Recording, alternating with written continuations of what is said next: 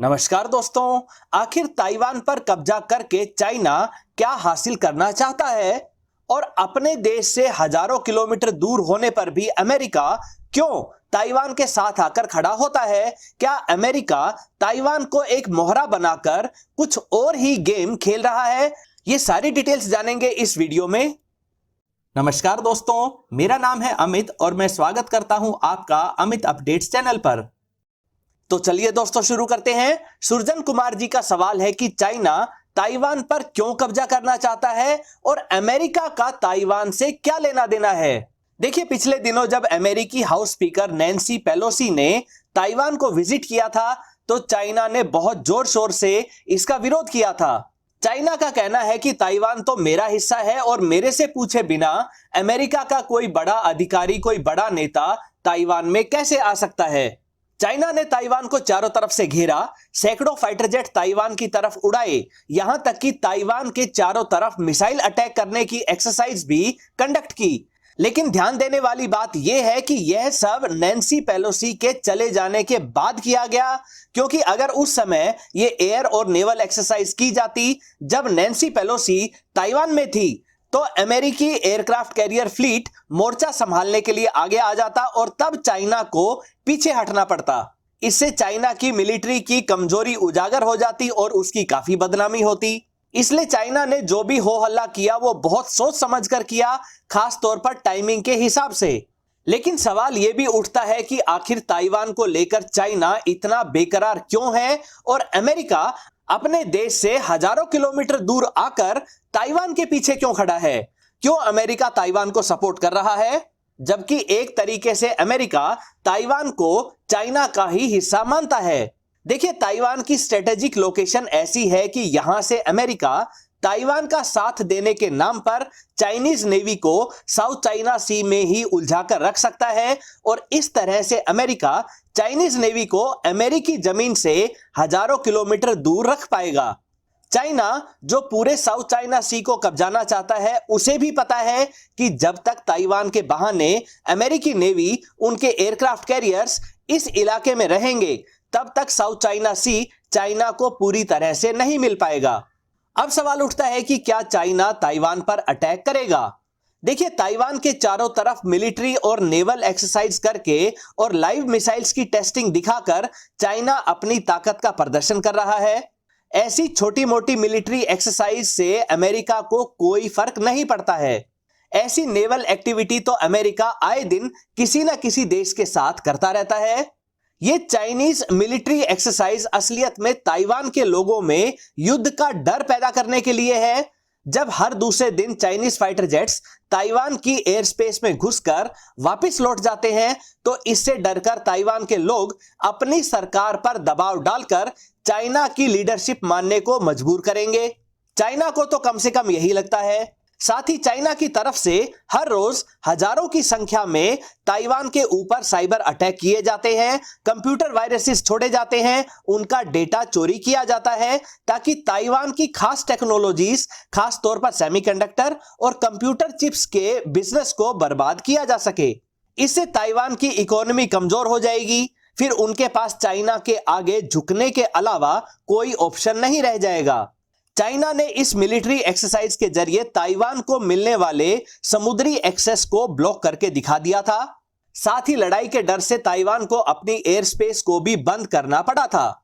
अक्सर ऐसा होता रहा तो ताइवान में खाने पीने के सामान और पेट्रोलियम की भारी कमी हो जाएगी और इसका बुरा प्रभाव ताइवान की लड़ने की कैपेबिलिटी पर पड़ेगा।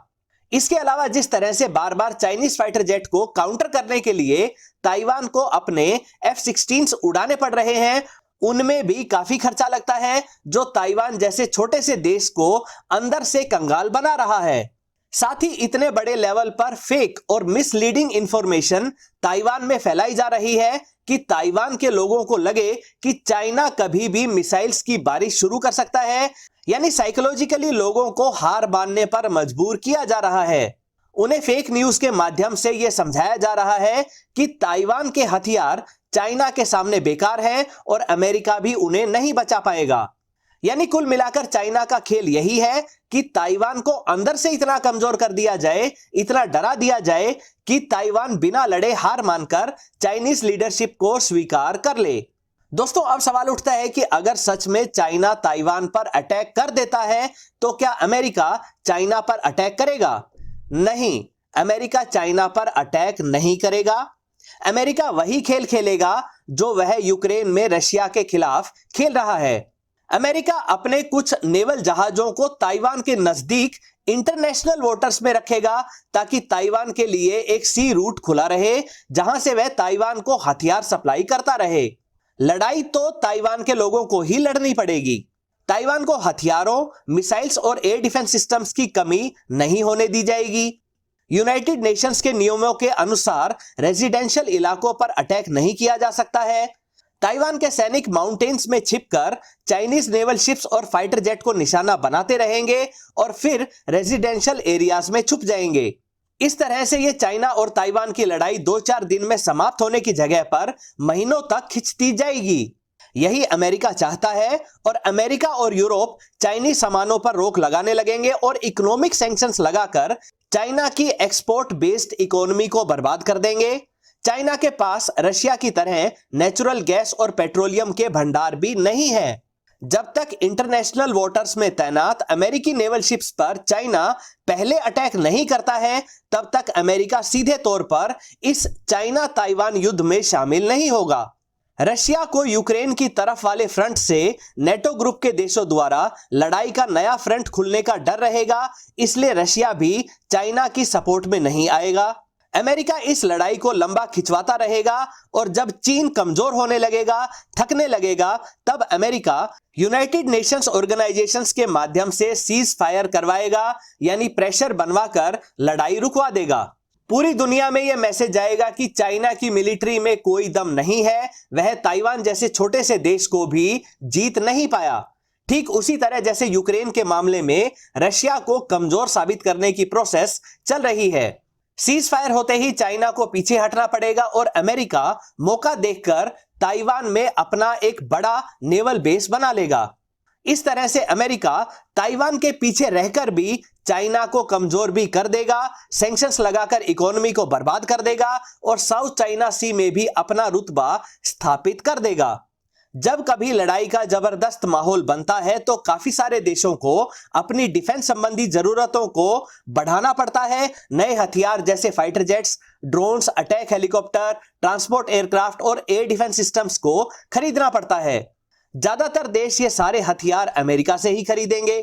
अमेरिका ही हथियारों का सबसे बड़ा सप्लायर देश है, यानी अमेरिका बिलियंस ऑफ डॉलर्स का प्रॉफिट कमा सकेगा।